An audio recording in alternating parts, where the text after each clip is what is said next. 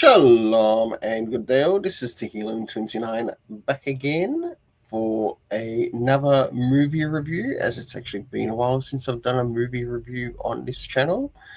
And as you can see here, we've got some things that connect in relation to, that's right, the Superman 2025 movie. Now, I do have a bit of a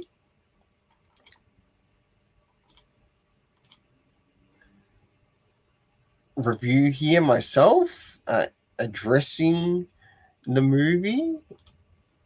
So I'll be going through this article, speaking about it, and speaking about the things I enjoyed about it, as well as the things I didn't quite enjoy about it, things that could have been fixed to the things that came across okay. So as you can see, of course, with this particular article, I put a bit of a link to, of course, what would be the review of this article through the live stream. And of course, the question is on everyone's mind, as well as my own, is this a super flop or Superman? So moving into the discussions or talk around Act 1, Act 2, and Act 3.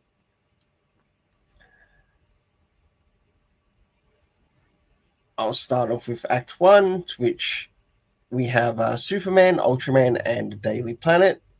The film begins as we see Superman fighting the foe named Ultraman, whilst Lex Luthor is trying to use his opportunity with the engineer to find a way to infiltrate the Fortress of Solitude. And we finally catch up with Clark Kent turning up to the Daily Planet, talking about his interview with Superman. As this is occurring, we see Lex Luthor plotting with the government in the Pentagon to find a way to bring Superman in for questioning. So they believe that Superman is a threat within the story. They play off that Superman is a threat in the story. And of course, they try to pay that off a little bit later on with something when they bring in the character of the engineer. But we'll get to that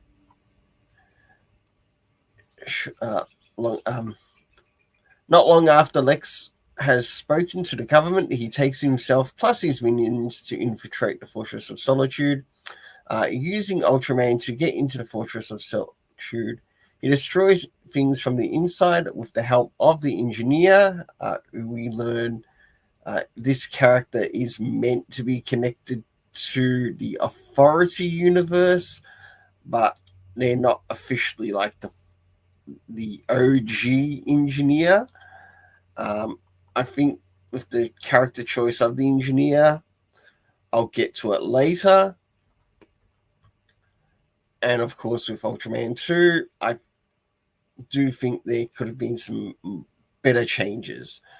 In the process, he also takes Crypto, plus a recording from Superman's parents from Krypton.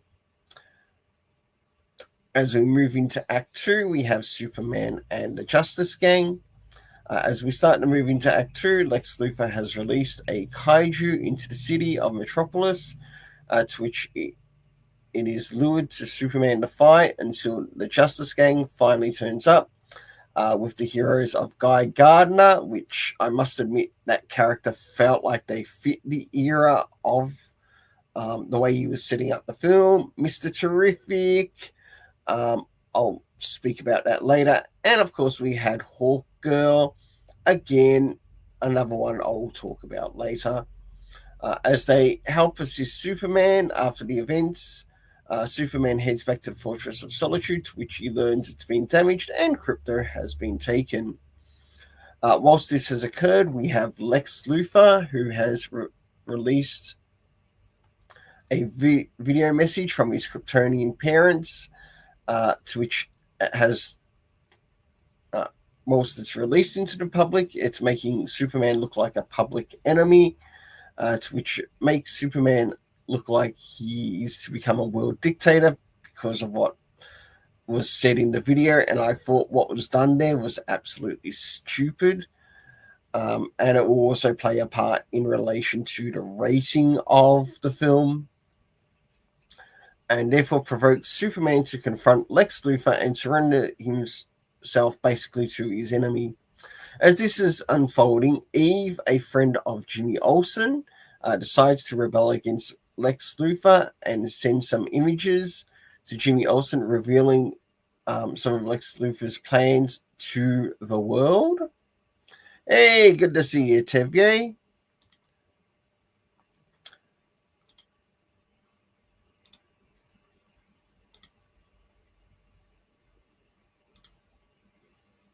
And on top of that,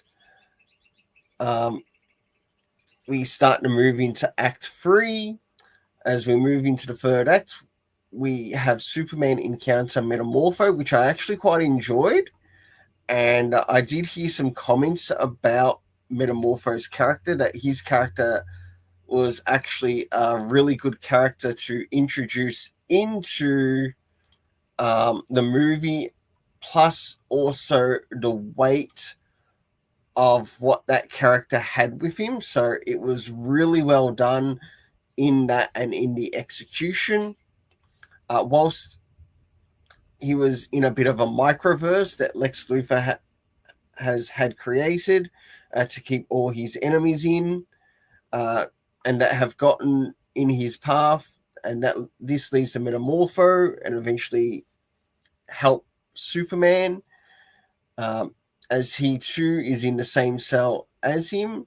Eventually, Lex is setting a rift into time and space, tearing reality, as seen in this movie. As this is occurring, the news reveals Lex Luthor is the real villain of the story, which I think they brought across really well with the way they used the character of Eve.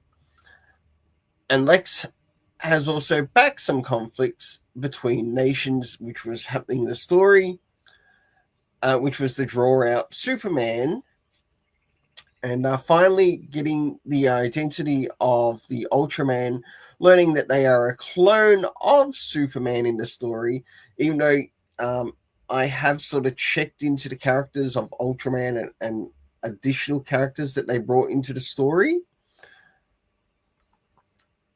Hey, good to see you, Derpy Entertainment and Travis.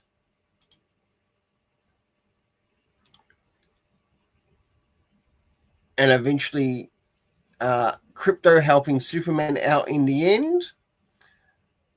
So moving into the area of my overall review. So after watching this movie in cinema, which I actually got to see in Gold Class here in Australia, but I was sort of like able to update it and that. So from going to normal, yeah, basically bizarre. And I think it would have been better. Once I move into talking about the overall review, I'll get to talking about that. So after watching the movie, what are the things that I enjoyed personally? The things that I did like about the movie. So picking out 3 positives as well as 3 negatives. First of all, I actually enjoyed the era setting. I thought the era setting, the way it was being executed, that he was going to do this movie to basically, okay, we already know that Marvel is doing like a 60s type superhero movie.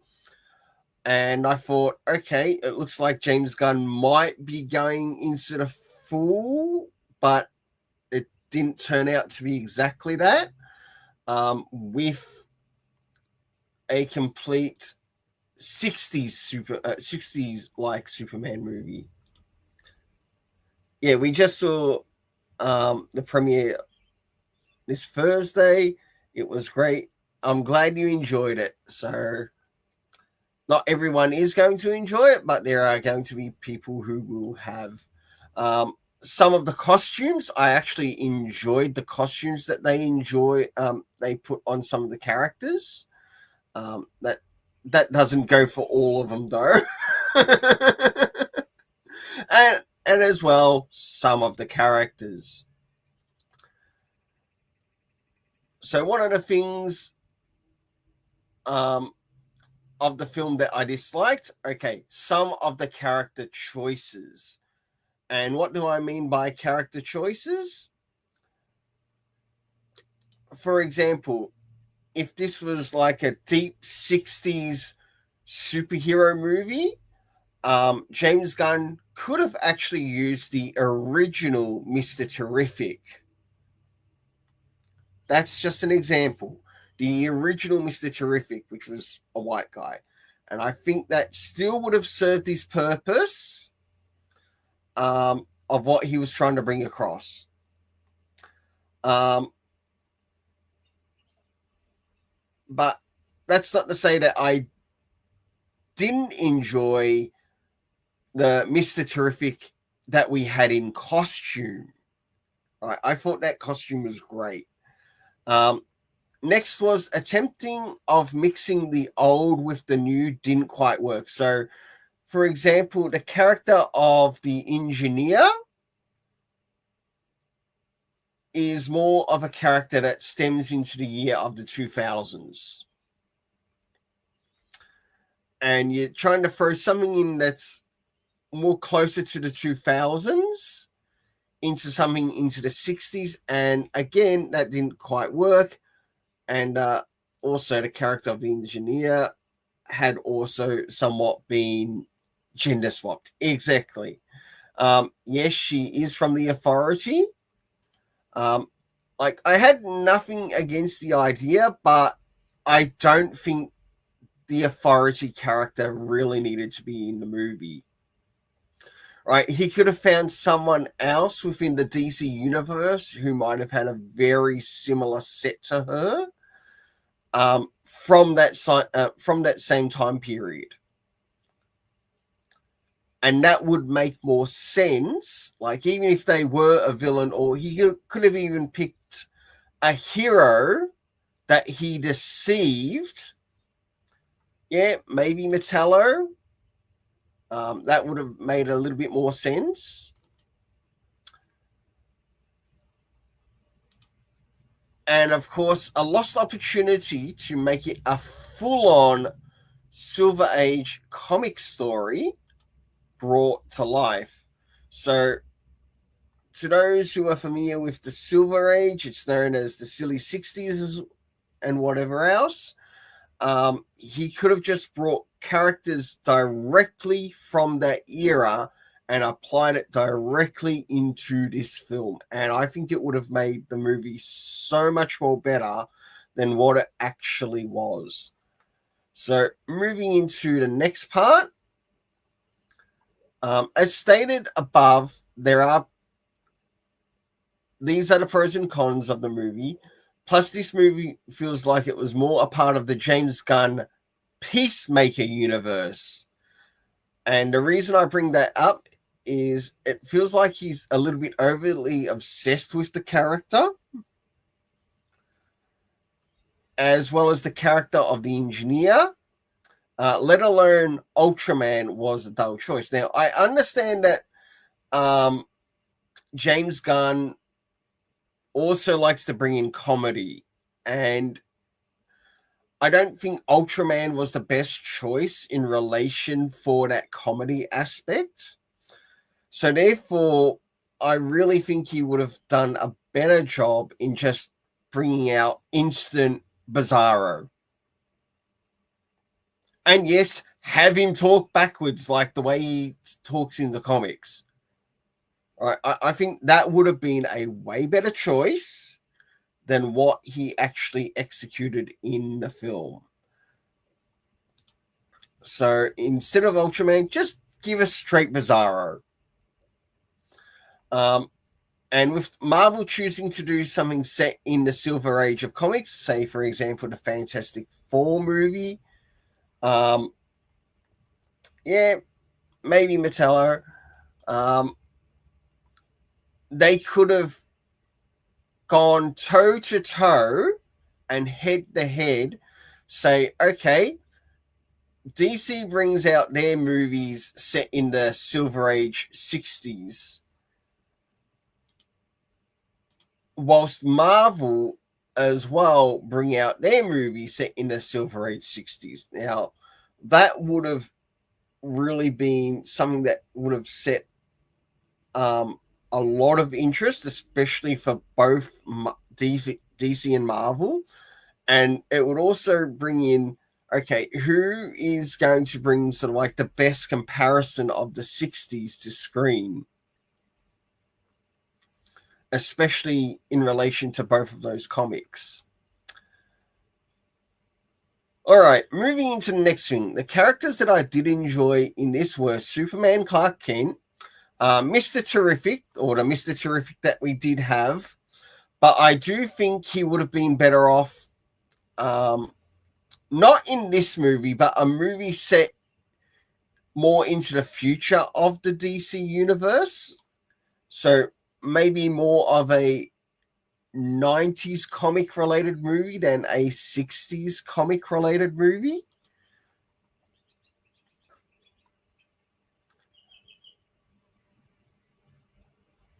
Next is the character of Metamorpho. I did like Metamorpho being brought to the screen, but the characters that I didn't enjoy very much were Crypto. There were some scenes where the dog was just not necessary.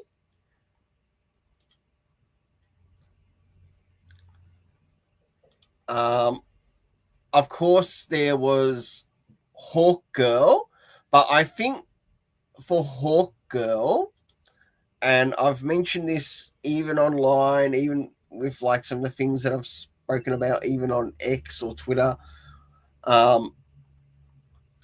is that I think Hawk Girl's character would have worked better if we, say, for example, had the character of Hawkman, because we already have some things in relation to the Hawk World universe. And it would make sense, say, bringing in Hawkman, then Hawk Girl alongside Hawkman. Then Hawkman leaves Hawk Girl behind. So we know that, okay, he's got another job to do, but he's going to keep Hawk Girl with Superman. And that would make a little bit more sense in the storytelling.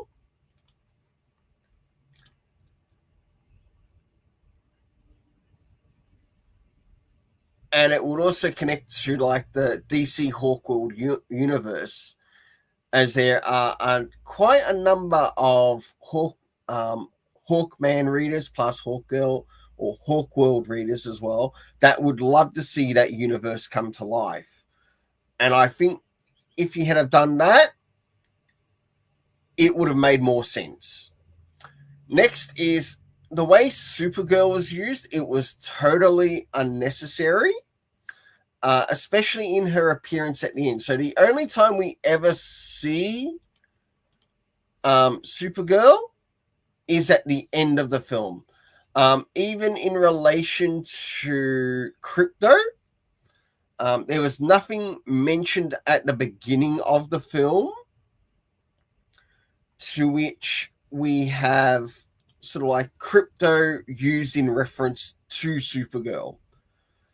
And if that had have been mentioned at the beginning of the film, all right, it would make sense in relation to her appearance.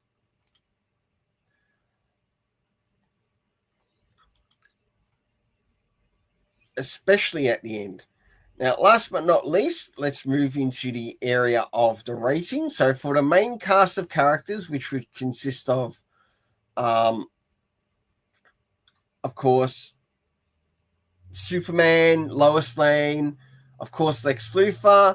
I still don't like the choice of Nicholas Hoult as Lex Luthor.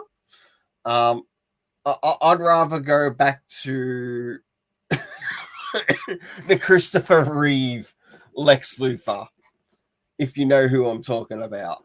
Like, even though he is no longer with us, at least you knew the character was a villain.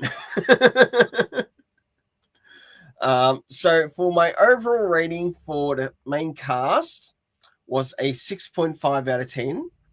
For the supporting cast, so basically some of the underlings and some of the characters that sort of like serve underneath the main characters, I gave a 5 out of 10.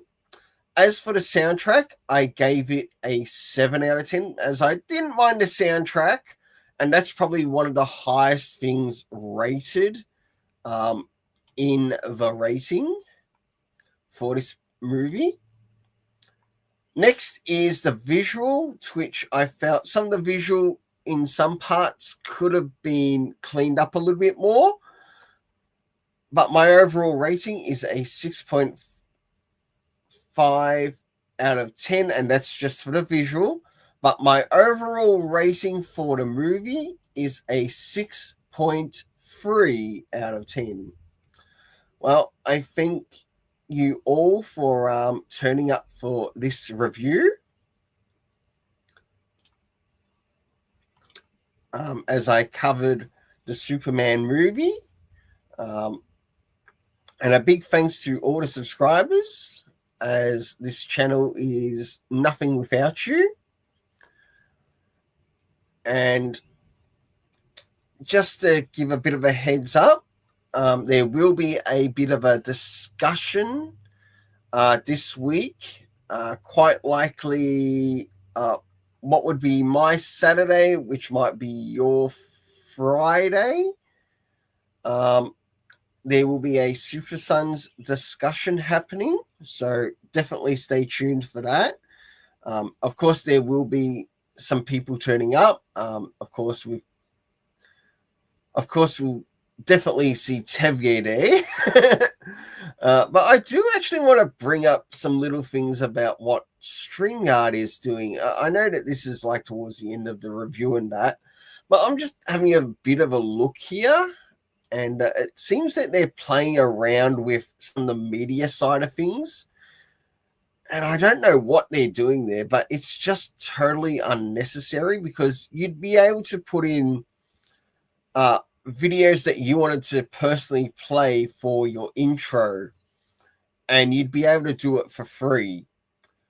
So it looks like StreamYard has decided to go, well, the only way to put it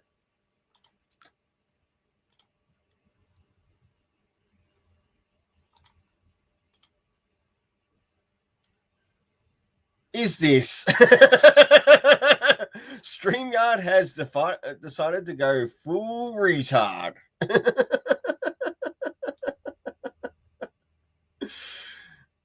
So hopefully they do fix things up in regards to that before I use their finger next. So until then, let's keep it colorful and have yourself an awesome day.